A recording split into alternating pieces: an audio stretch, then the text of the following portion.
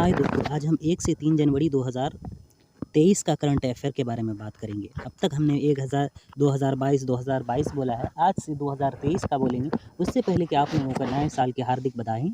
आप लोग हमारा चैनल इसी खुशी में सब्सक्राइब कीजिए और वीडियो को लाइक कीजिए और शेयर कीजिए। चलिए शुरू करते हैं। नेशनल साइंस फिक्शन डे 2 जनवरी को मनाया जाता है। हर साल 1 जनवरी नए साल के दिन विश्व पारंपरिक दिवस मनाया जाता है। हर साल 1 जनवरी को विश्व पारंपरिक दिवस मनाया जाता है। केंद्र ने कर्नाटक में कलासा बंडूरी परियोजना को मंजूरी दी है। केंद्र ने कर्नाटक में कलासा बंडूरी परियोजना को मंजूरी दी है। 108वीं भारतीय विज्ञान कांग्रेस नागपुर में आयोजित की जाएगी। 108वीं भारतीय विज्ञान कांग्रेस नागपुर में आयोजित की जाएगी। स्पेस एक्स ने अंतरिक्ष में पहले 54 स्टारलिंक V2.0 उपग्रह लॉन्च किया है। V2.0 लॉन्च किया है। कौन?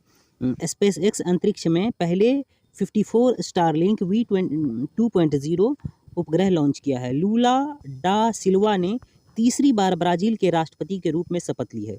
एक बार फिर से देख लीजिएगा, लूला डा सिल्वा ने तीसरी बार ब्राज़ील के राष्ट्रपति के रूप में शपथ ली है। केंद्र ने 1 जनवरी 2023 को नई एकीकृत खाद्य सुरक्षा योजना शुरू की है। केंद्र ने 1 जनवरी 2023 को नई एकीकृत खाद्य योजना की शुरुआत की है। चलिए इससे आगे बढ़ते हैं।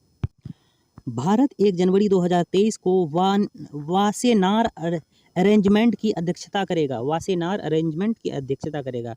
एयर मार्शल पंकज मोहन ने भारतीय वायुसेना की पश्चिमी कमान संभाली। एयर मार्शल पंकज मोहन ने भारतीय वायुसेना की पश्चिमी कमान संभाली। दिनेश कुमार शुक्ला AERB के अध्यक्ष के रूप में नियुक्त किए गए। 1 जनवरी 2023 के कोरेगांव भीमा की लड़ाई का 205वीं वर्षगांठ मनाई गई। कोरेगांव कहाँ है? कोरेगांव महाराष्ट्र में। कोरेगांव भीमा की लड़ाई, भीमा कोरेगांव बोला जाता है, यहाँ उल्टा लिखा हुआ है। इसकी 205वीं वर्षगांठ मनाई गई। यूरोपीय देश क्रोएशिया ने आधिकारिक तौर पर यूरो को अपनी करेंसी के रूप में अपना लिया है। यूरो को अपनी करेंसी के रूप में अपना लिया है। कौन? यूरोपीय देश क्रोएशिया ने। पुर्तगाल के star striker Cristiano Ronaldo Saudi Arab के फुटबॉल क्लब अल नासिर से जुड़ गए हैं। कौन? पुर्तगाल के स्टार स्ट्राइकर क्रिस्टियानो रोनाल्डो जो कि सऊदी अरब के फुटबॉल क्लब अल नासिर से जुड़ गए हैं। चलिए उससे आगे बढ़ते हैं।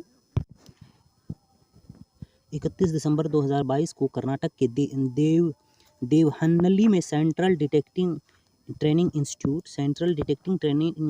की आधारशिला रखी गई है। कौस्तव चटर्जी ने नई दिल्ली में MPL के 59वीं राष्ट्रीय सीनियर शतरंज चैंपियनशिप के भारत के 78वें ग्रैंड मास्टर बन गए हैं। कौस्तव चटर्जी नई दिल्ली में MPL के 59वीं राष्ट्रीय सीनियर शतरंज चैंपियनशिप में भारत के 78वें ग्रैंड मास्टर बन गए हैं। पशुओं के लिए देश के पहले in vitro fertilisation mobile unit शुरुआत गुजरात के अमरेली में की गई है। कहाँ? गुजरात के अमरेली में की गई है। केंद्रीय विज्ञान और प्रौद्योगिकी मंत्री डॉक्टर जितेंद्र सिंह ने नई दिल्ली में राष्ट्रीय अनुसंधान विकास निगम में इंक्यूबेशन सेंटर का उद्घाटन किया है। किसने? डॉक्टर जितेंद्र सिंह, जो कि केंद्रीय विज्ञान और प्रौद्योगिकी मंत्री हैं। RBI ने 30 दिसंबर 2022 को उत्कर्ष 2.0 नामक नियामक एवं पर्यवेक्षी यंत्र को मजबूत करने के लिए RBI के मध्यम अवधि की रणनीति का दूसरा चरण शुरू किया है। RBI ने 30 दिसंबर 2022 को उत्कर्ष 2.0 नामक नियामक और पर्यवेक्षी यंत्र को मजबूत करने के लिए RBI की मध्यम अवधि की रणनीति का दूसरा चरण शुरू किया है। चलिए इससे आगे बढ़ते हैं। केंद्रीय रिजर्व पुलिस बल CRPF के महानिदेशक सुजाल लाल थाउसेन ने दिसंबर 2022 में सीमा सुरक्षा बल BSF के महानिदेशक के रूप में अतिरिक्त प्रभार संभाला। किसने? केंद्रीय रिजर्व पुलिस बल CRPF के महानिदेशक सुजाल लाल थाउसेन ने दिसंबर 2022 में सीमा सुरक्षा बल BSF के महानिदेशक के रूप में अतिरिक्त प्रभार संभाला। यानी पहले वो किस में थे? CRPF में थे, अब BSF के महानिदेशक के रूप में प्रभार संभाला है।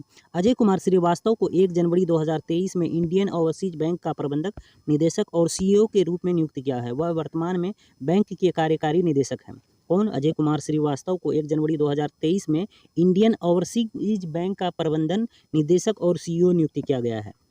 भारत की पहली अंडर वाटर मेट्रो कोलकाता में शुरू होगी। भारत की पहली अंडर वाटर मेट्रो कहाँ शुरू होगी? कोलकाता में शुरू होगी। भारत की पहली अंडर वाटर मेट्रो सेवा ईस्ट वेस्ट मेट्रो कॉरिडोर परियोजना दिसंबर 2023 तक पूरी होने की उम्मीद है। पशुओं में होने वाला गांठदार त्वचा रोग, इन्हें बचाने के लिए केंद्र ने लुम्पी प्रोवैक नामक वैक्सीन का व्यावसायिक उत्पादन के लिए पशु चिकित्सा जैविक उत्पादन संस्थान IVBP के साथ एक समझौता किया है। पशु से होने वाले गांठदार त्वचा रोग से उन्हें बचाने के लिए लुम्पी प्रोवैक नामक वैक्सीन का व्यावसायिक उत्पादन के लिए पशु चिकित्सा जैविक उत्पादन संस्था IVVP के साथ एक समझौता किया है। आज का करंट अफेयर यहीं तक रहा। आपको हमारा करंट अफेयर कैसा लगा? तो अगर अच्छा लगे तो वीडियो को लाइक कीजिएगा, चैनल को सब्सक्राइब कीजिएगा। ये हमारा नया चैनल है, आप लोग हमें सपोर्ट कीजिएगा। चलिए अब मिलते हैं इंट्रो में।